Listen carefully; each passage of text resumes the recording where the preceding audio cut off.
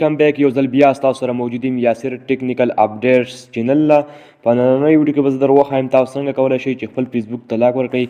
چې کله هم تاسو فیسبوک ته لاک ورکړئ نو ستاسو د فیسبوک پروفایل به نه څوک کاپي کولی شي نه به د څوک سکرین شاټ ایستلی شي او داسې تصویران به هم نور نشي کتلی دغه ټول معلومات تاسو ته په دې ویډیو کې درښیم که تاسو تر اوسه پورې زموږ چینل نه وي سبسکرایب کړی یاسر ټیکنیکل چینل ضرور سبسکرایب کړئ او ویډیو نور ملګرو سره شیر کړئ راځئ ویډیو شروع کوو فرسټ اف آل به راشئ په موبایل کې فیسبوک به اوپن کړئ چې کله هم تاسو فیسبوک اوپن کو دلته به تاسو ته دغه رقم چې کله هم فیسبوک اوپن شو په 3 ډاټس به تاسو کلیک وکړئ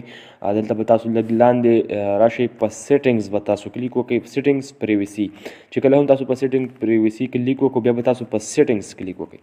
چې کله هم تاسو په سیټینګز کلیک وکړو دلته به تاسو لږ لاندې هم راشئ نور دلته به تاسو ته دغه دلته تاسو دا کتلی شئ بیا دلته لیکلی شي پروفایل لاکینګ په دې به تاسو کلیک وکړئ دلته به تاسو په لاک یور پروفایل کلیک وکړئ چې کله هم تاسو په دې باندې کلیک وکړو دلته به تاسو ته دغه اپشن میلاو شي تاسو کتلی شئ بالکل یو لاکډ یور پروفایل یعنی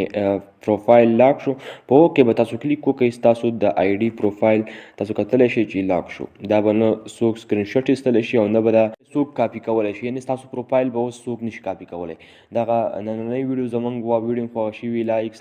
چینل سبسکرایب کړئ او نور ملګرو سره هم شیر کړئ اوس د بل ویډیو پورې ما راکړئ اجازت د الله په امان